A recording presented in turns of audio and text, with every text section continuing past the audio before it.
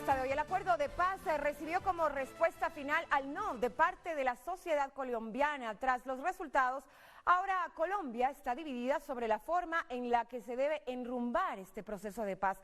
Pero ¿qué dicen las víctimas de este conflicto y cómo interpretan los resultados? Lo hablamos ahora con Ervin Hoyos, quien fue secuestrado por las FARC y está con nosotros para contarnos su historia. Ervin, buenos días desde Ecuador, te saludamos en Bogotá, Colombia, y queremos que nos cuentes cómo fue tu historia. Tú viviste en carne propia esta absurda guerra de 52 años ya.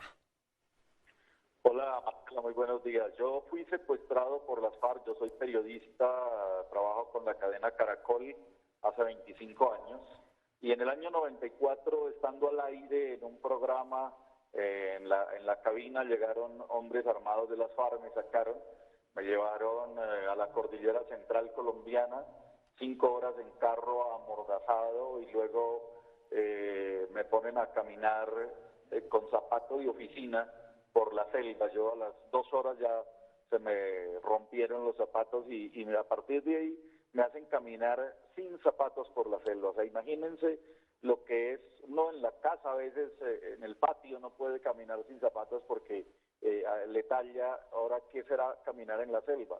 Yo me empecé a herir los pies, a lacerar, a cortarme, en un paso de un abismo muy grande que había.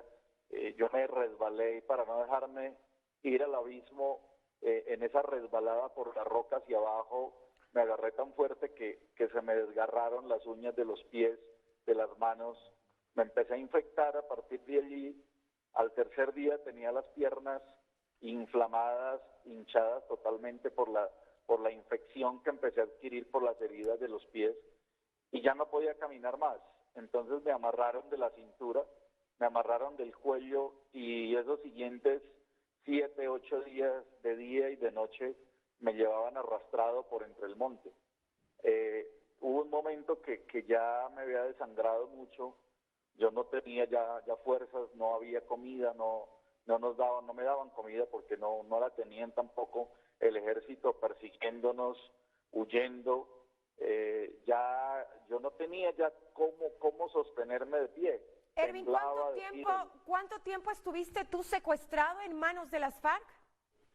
Sí, mira, para allá voy. Después de estar en esas condiciones, yo les pido que me maten, que ya no podía seguir más.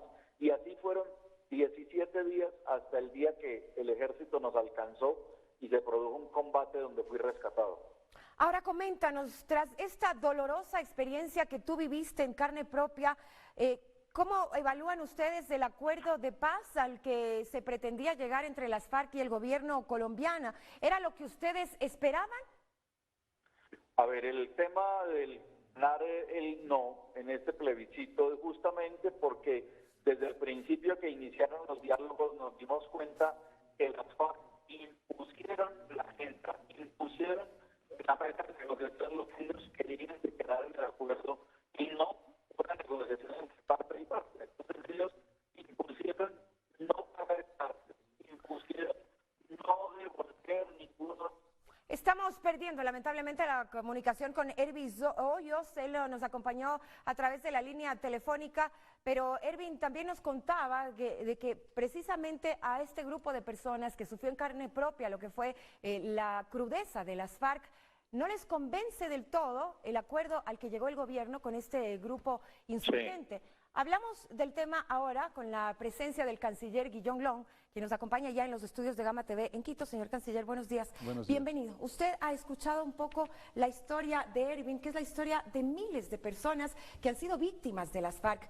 Le pregunto, ellos dicen que el acuerdo no les convence del todo, que probablemente no fue un acuerdo que no tomó en cuenta ese lado humano, el lado de las víctimas. Y en este sentido le pregunto, ¿cómo enrumbar precisamente para que no sea un acuerdo que se quede solamente en el ámbito político, sino también vaya a la parte ciudadana? Bienvenido. Bueno, muchas gracias.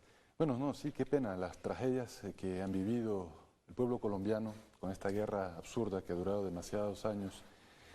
Acabamos de ver un ejemplo, hay muchos ejemplos, muchas tragedias, decenas de miles de muertos, en realidad centenares de miles de muertos, pero decenas de miles de víctimas, por ejemplo, del paramilitarismo, ¿no? También, no solamente las FARC, aunque también las FARC, por supuesto. Y hay muchos secuestrados que apoyaron, de hecho, secuestrados con mucha visibilidad a nivel de Colombia, a nivel internacional, que apoyaron el proceso de paz, justamente porque ha llegado el momento de poner fin a este sufrimiento, el sufrimiento que acabamos de ver, que es el sufrimiento de muchísimos colombianas y colombianos. Así que la posición del gobierno del Ecuador fue desde un primer momento apoyar este esfuerzo valiente del pueblo colombiano, del gobierno colombiano, el presidente Juan Manuel Santos, el presidente Correa fue claro desde un inicio en apoyar esta iniciativa. Los 4 años de negociación no fue un proceso fácil y llegar por fin a una paz justa, duradera en Colombia. Todos los procesos de paz a nivel mundial, quienes hemos estudiado un poco eso, sabemos que son difíciles, porque hay que ceder, o sea, no hay proceso de paz sin ceder. Pero es que hay quienes hablan de que es una paz con impunidad, y eso es precisamente lo que no quieren. Ervin lo decía también en un momento de su relato y en otras ocasiones que he tenido la oportunidad de hablar con él, la paz no es un acuerdo que se va a conseguir entre las FARC y el gobierno, decía él, entre las FARC y la política o la esfera política colombiana. Ahora eso va a pasar por cada uno de los ciudadanos, somos nosotros, decía él, los que vamos a enrumbar este acuerdo para que no exista impunidad, que era un poco lo que a ellos les molestaba o la sensación que tenían. Bueno, yo no me quisiera meter demasiado en la campaña interna que hubo en Colombia. Nosotros respetamos mucho el proceso democrático que hice yo, que para mí terminó en un empate, porque realmente 18% el voto a favor del no, 6 millones y más a favor del sí, 6 millones más a favor del no, es un empate y además con un altísimo grado de abstencionismo.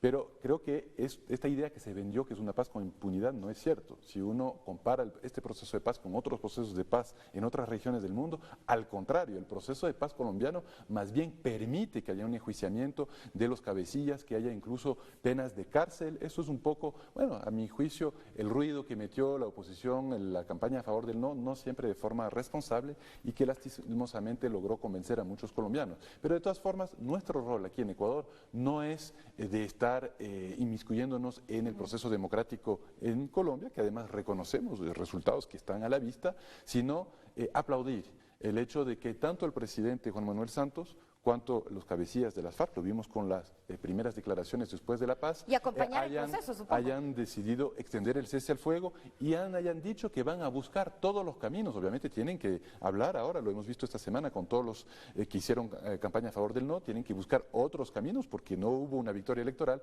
pero están comprometidos con buscar de la manera que sea y con las fuerzas políticas de Colombia una paz duradera para nuestros Se terminó hermanos ayer en la Colombia. visita oficial prácticamente del canciller de la República China a nuestro país. Usted lo decía ayer, uno de los puntos importantes es preparar la visita del presidente que será en los próximos meses, pero además afianzar relaciones. Aparte de afianzar relaciones, otra de las lecturas sería el tema de la cooperación, pero también del endeudamiento, que ciertamente ha sido algo fuertemente criticado desde el lado de la oposición ecuatoriana. Primero, esto es una gran noticia para Ecuador. Ayer pudimos anunciar al país que es la primera vez en la historia de nuestro país que vamos a recibir la visita de un presidente de China, ¿no? Viene el presidente Xi Jinping antes de culminar el año. Esto es muy bueno, significa estrechar más nuestras relaciones. También en su debido momento anunciaremos una cooperación, inversiones, etcétera, más amplia con China, que es muy importante.